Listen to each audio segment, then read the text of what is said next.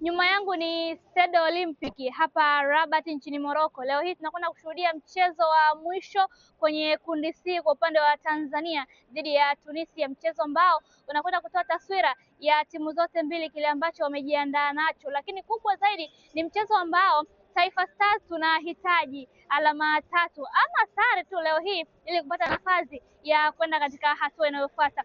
Tanzania inaingia dimbani leo hii kimkosa golikipa ambaye amecheza mechi mbili zilizopita, tunamzungumzia Zuberi Foba. Lakini kwa upande wa Tunisia, wao wanaingia pengine wakiwa na hasira zaidi mara baada ya kupoteza mchezo wao uliopita dhidi ya Nigeria wakifungwa goli 3-2, lakini Taifa Stars wao wakipata suluhu ya goli 1-1 dhidi ya Zambia, dhidi ya Uganda kwenye mchezo uliopita.